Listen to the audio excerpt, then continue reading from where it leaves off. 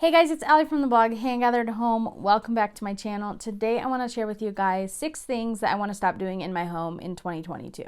As always, I have my free ebooks linked in the description below. I have a chalk painting ebook and a thrifting ebook that just gives you tips on how to shop for your home at the thrift store.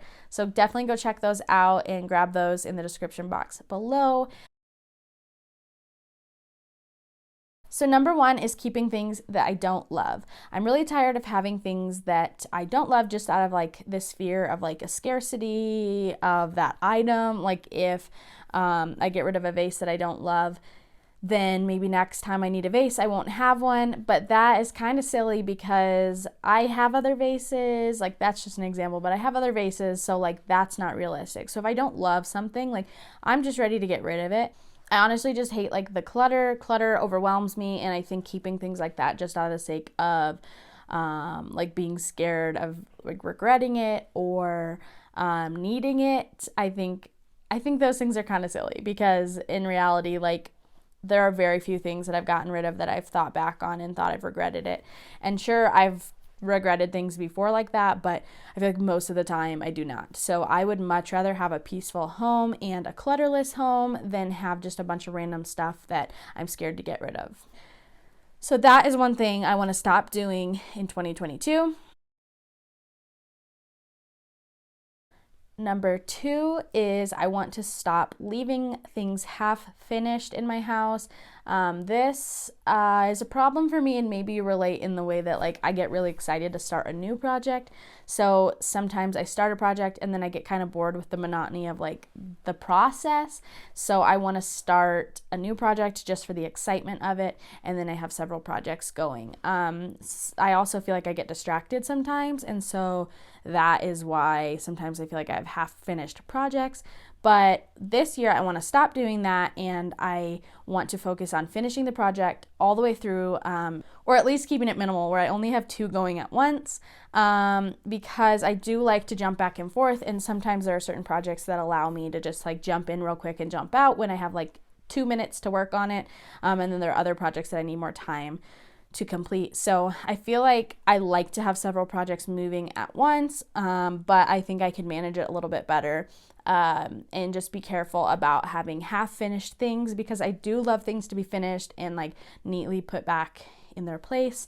So with that said, I want to stop half-finishing projects. Number 3, I want to stop procrastinating dealing with clutter. So like this room that I'm sitting in, like this part looks clean, but around me I just see like unfinished things, clutter. One of them's a donate pile. I switched a few pieces of furniture around yesterday, which meant the things in the drawers didn't really work there anymore. So I have some baby clothes that I need to find a new place for, just stuff like that. So I really want to work on, 1, back to my last one, is just finishing projects, but 2, just less clutter. So the less I have, the less I have to manage, which honestly is so nice to think about. So I'm definitely on this like mad mission to like declutter and simplify the things that we own so that it's less managing. But another thing that I want to work on is just maintaining that, because I think if you get rid of a lot of stuff and you let your guard down, it all creeps back in somehow, especially when you have kids. I feel like things just start to pile up. So one thing I want to stop doing in 2022 is ignoring that for too long, and I want to be on top of it. Getting rid of stuff probably daily would be the best, and then maintaining that as well. So number 4 is I want to stop buying things that have no place in my home. When I'm at the thrift store, I really try to be intentional about the things that I buy. I really try to think through, like, do I have a place for this? Do I really love it before I buy it? Because I think sometimes, especially when you're decorating on a budget, like it can be tempting to settle. And I think you're just going to regret that later when you redonate the item. So I think just being really intentional about the things that I buy, making sure I really love it, thinking through a place for it, even if I don't have an exact place, but I love it enough to find a place. I think that's the most important thing. But like, don't just buy things to buy things, is my thought process. So I really just want to be careful with that because the more stuff I bring into my home, the more stuff I have to clear out. So it's kind of this vicious cycle. So I really just want to be careful with what I'm bringing in. Number 5 is to stop procrastinating making my home homey and something that I love. I think so many times people feel like hesitant to like make their house into something they love because they don't have the budget or they don't have the time, or maybe they're not totally sure what they want to do long term in that space yet. But I think honestly, something that I've learned is don't wait. Pick up some paint, whatever it is, do some temporary fixes to make your house into something you love now. Maybe you're planning a huge renovation in the future, but it's not doable right now. Instead of waiting and just like hating your space for the time being, think about some things that you can do for the time being that would change your space completely without spending a lot of money. So a couple ideas of that would be paint. Honestly, I paint everything. Like new hardware in your kitchen, paint your cabinets, put up a temporary backsplash. Honestly, I would even consider if my kitchen, if I knew it couldn't be redone at the moment and I wanted to redo it completely, I would even consider putting in a backsplash that was affordable, knowing that I won't keep it forever. But honestly, paint can change almost everything. In our last house, our kitchen, we totally transformed our kitchen. And to be totally honest, it was almost all paint. So we painted our cabinets, we painted our backsplash, we painted the walls, we painted, I don't know, maybe that was it. But I added open shelves. I took some doors off the cabinets. We built a little enclosure around our fridge so you didn't see like the side of the fridge. That looked super nice.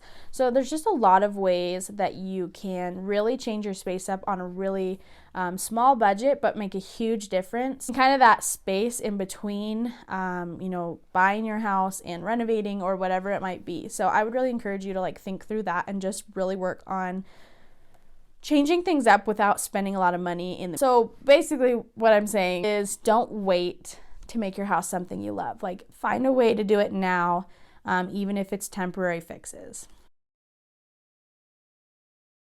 Number 6 is stop comparing my home to others. I really try to stay off Instagram because I just feel like while I love to see other people's homes and the projects that they're doing, I feel like a lot of times I just get really overwhelmed and start to feel less than, or that my house doesn't measure up to that. And really when it comes down to it, like that is not the point. That's not why I do what I do. I don't do this to compete with others.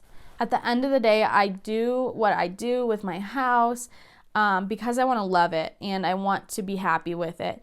And I'm not looking for that outside approval, really. So I think it's important to like remember that and go back to like why I'm decorating and realize that it's not to fit in. It's not to be praised by others. So I think when you stop comparing, like it just helps you to really love your space even more, like really be content with your space. It's when I feel like I start to look out at other people's stuff and what other people are doing that I start to kind of criticize my own stuff. So in 2022, I want to stop comparing my house to other people's houses because it's kind of like comparing apples to oranges in every situation because everyone has a different budget. Everyone has a different starting point.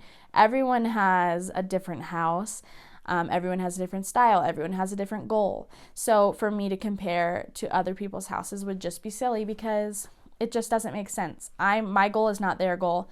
My budget is not their budget. So I think the most important thing here is to just remember that your goal is to take what you have and find a way to make it what you want within your means. So those are my thoughts for things I want to stop doing in 2022. I would love to hear if you have some ideas of things you want to stop doing in 2022 in your home.